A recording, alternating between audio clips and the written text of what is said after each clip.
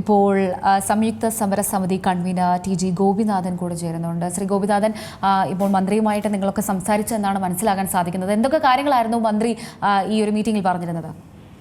അല്ല, ഞങ്ങൾ ആവശ്യപ്പെട്ട പ്രധാനപ്പെട്ട 3 ആവശ്യങ്ങളുണ്ട്. ഒന്ന്, വിദ്യാർത്ഥികളുടെ യാത്രാ നിരക്ക് വർധനവ്. വിദ്യാർത്ഥികളുടെ യാത്രാ നിരക്ക് വർധനവിന്റെ കാര്യം ഒരു വിദ്യാർത്ഥികളുമായിട്ട് ഒരു ചർച്ച നടത്തണം എന്നാണ് മന്ത്രി പറയുന്നത്. വിദ്യാർത്ഥികളുടെ ചർച്ച നടത്തി വിദ്യാർത്ഥികളുടെ യാത്രാ നിരക്ക് വർധനവ് നടപ്പിലാക്കാൻ കഴിയുമെന്ന് ഞങ്ങൾ വിശ്വസിക്കുന്നില്ല. ഇവിടെ പാലിന് വില കൂട്ടുന്ന പബ്ലിക്കിനോട് ചോദിച്ചിട്ടാണോ? ഇവിടെ OP ടിക്കറ്റിന് പോയി 2 രൂപ 10 രൂപയാക്കി ഇവിടെ പബ്ലിക്കിനോട് ചോദിച്ചിട്ടൊന്നുമല്ലോ. അപ്പൊ ഇനി വിദ്യാർത്ഥികളോട് ചോദിച്ചിട്ട് വിദ്യാർത്ഥികളെ യാത്രാ നിരക്ക് വർദ്ധിപ്പിക്കാൻ കഴിയുള്ളൂ എന്ന് പറഞ്ഞ ബഹുമാനപ്പെട്ട മന്ത്രി പറയുന്നതിനോട് ഞങ്ങൾക്ക് യോജിക്കാൻ കഴിയില്ല.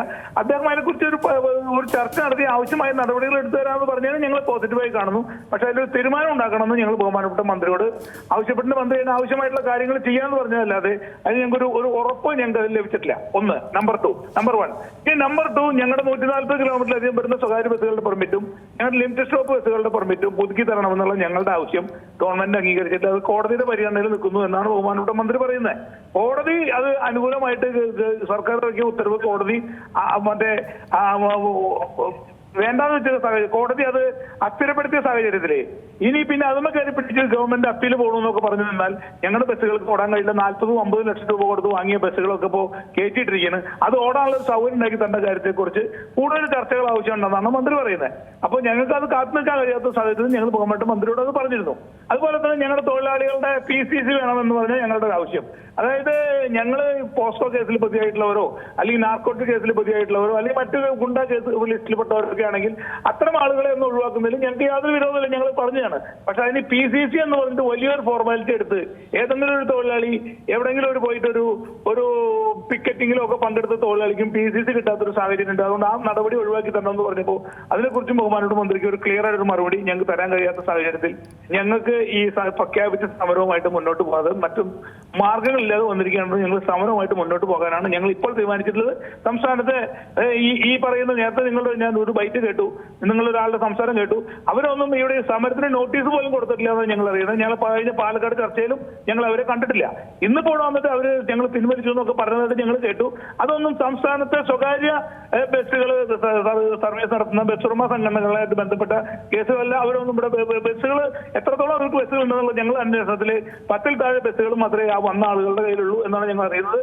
അപ്പൊ അതുകൊണ്ട് ബസ്സുകൾ ഓടുമെന്ന് പറയുന്നതിലൊന്നും ഞങ്ങൾക്ക് അത്തരം ഭയങ്ങളൊന്നുമില്ല. ഞങ്ങൾ സമരം പിൻവലിച്ചിട്ടില്ല. ഞങ്ങൾ 22 മുതൽ അനിശ്ചിതകാലത്തേക്ക് ബസ്സുകൾ നിർത്തിവെക്കാൻ തീരുമാനിച്ചിട്ടുള്ളത് ഞങ്ങൾ ബഹുമാനപ്പെട്ട മന്ത്രിയെ അറിയിച്ചിട്ടാണ് ഞങ്ങൾ ചർച്ചയിൽ നിന്ന് പുറത്തിറങ്ങിയിട്ടുള്ളത്. ശ്രീ ഗോപിനാഥൻ, ഇപ്പോൾ നമുക്കൊരു ആശയക്കുഴപ്പം ഉണ്ടായിരുന്നു. അതായത് പിൻവലിച്ചു എന്ന് പറയുന്നുണ്ട്, പക്ഷേ ഒരു സംഘടന മാത്രമാണ് പിൻവലിച്ചതെന്ന് പറയുന്നു. ഇപ്പോൾ കൃത്യമായിട്ട് പറഞ്ഞു കഴിഞ്ഞാൽ നിങ്ങൾ സമരവുമായിട്ട് മുന്നോട്ട് പോകും എന്നുള്ളൊരു കാര്യമാണ്. മന്ത്രി നിങ്ങളുടെ ആവശ്യങ്ങൾ ഒന്നും തന്നെ അംഗീകരിച്ചിട്ടില്ല, ഇതല്ലേ മനസ്സിലാക്കുന്നത്? ഒന്നും അംഗീകരിച്ചിട്ടില്ല എന്ന് പറയാൻ പറ്റില്ല. അതിനൊക്കെ ആവശ്യം ഇനി സമയം മന്ത്രി ആവശ്യപ്പെട്ടാണ് ഞങ്ങൾ ചെയ്തത്. അങ്ങനെ അത്തരം സമയങ്ങൾ ആവശ്യപ്പെട്ട ഒരു നടപടിയോട് ഞങ്ങൾക്ക് യോജിക്കാൻ കഴിയില്ല. ഇനി സമയം കൊടുക്കേണ്ട കാര്യത്തിൽ ആലോചിക്കാൻ ഞങ്ങൾക്ക് സമയം കഴിയില്ല. ആ വിവരം ഞങ്ങൾ മന്ത്രി ബോധ്യപ്പെടുത്തിയിട്ടുണ്ട്. ഞങ്ങൾ ഉന്നയിച്ച ആവശ്യങ്ങളിലൊക്കെ മന്ത്രി പോസിറ്റീവായിട്ട് അത് ഞങ്ങൾ സമരം തീർക്കാൻ വേണ്ടി മന്ത്രി പറഞ്ഞതാവുമെന്ന് ഞങ്ങൾ വിശ്വസിക്കുന്നു. പോസിറ്റീവായ ഒരു സമീപനമാണ് ചർച്ചകളിൽ മന്ത്രി സ്വീകരിച്ചെങ്കിലും ഞങ്ങൾക്ക് പ്രൊഡക്റ്റീവായിട്ട് ഞങ്ങൾക്ക് അനുകൂലമായിട്ട് ഒരു തീരുമാനം ഇന്നത്തെ ചർച്ചയിൽ ഉണ്ടായിട്ടില്ല.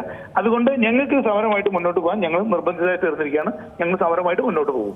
ഈ പ്രധാനമായിട്ട് ഉന്നയിച്ചിരുന്ന ആവശ്യമായിരുന്നു ഈ വിദ്യാർത്ഥികളുടെ കൺസെഷൻ അടക്കമുള്ള കാര്യം. മന്ത്രി ഇപ്പോൾ പറയുന്ന കാര്യം, അതായത് അത് അംഗീകരിച്ചിട്ടുണ്ട് എന്നൊക്കെ പറയുന്നുണ്ട്. പക്ഷെ ഇതിലെല്ലാം തന്നെ ഒരു ആശയക്കുഴപ്പം നിലനിൽക്കുകയാണ്.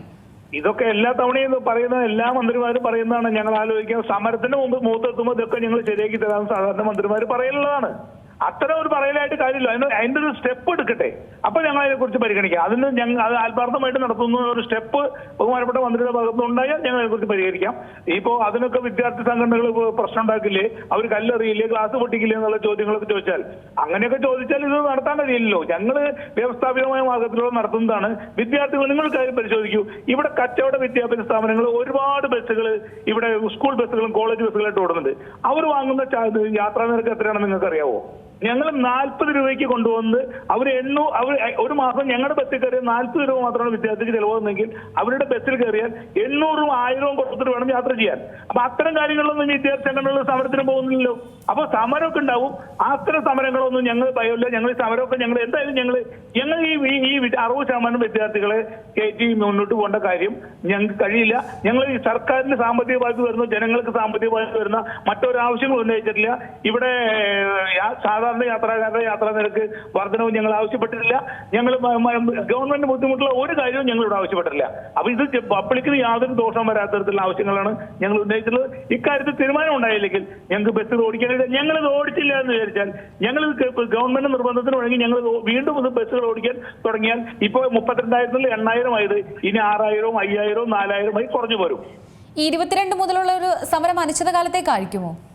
അനിശ്ചിതകാല സമരമാണ്. ഞങ്ങളിപ്പോൾ ജില്ലകളിലൊക്കെ ഞങ്ങൾക്ക് പ്രതീക്ഷയുണ്ടായിരുന്നു, മന്ത്രിയുടെ ചർച്ചകളിൽ പ്രതീക്ഷയുണ്ടായിരുന്നു. ഞങ്ങൾ അതുകൊണ്ട് സമരത്തിന്റെ പ്രവർത്തനങ്ങളൊന്നും ഇന്നുവരെ ചെയ്തിരുന്നില്ല. ഞങ്ങൾ ഇന്നിപ്പോൾ വിളിച്ച് ഞങ്ങളുടെ ജില്ലകളിലൊക്കെ നാളെ മുതൽ സമരത്തിന്റെ നടപടികളിലേക്ക് കടക്കാൻ തീരുമാനിച്ചിരിക്കുക. ശരി, വളരെ നന്ദിയുണ്ട് ഗോപിനാഥൻ ഈ അവസരത്തിൽ പ്രതികരിച്ചതിന്. ഏറ്റവും പുതിയ വാർത്തകളും വിശേഷങ്ങളും വിരൽത്തുമ്പിലറിയാൻ സീ മലയാളം ന്യൂസ് എല്ലാ ഡിജിറ്റൽ പ്ലാറ്റ്ഫോമുകളിലും ലഭ്യം.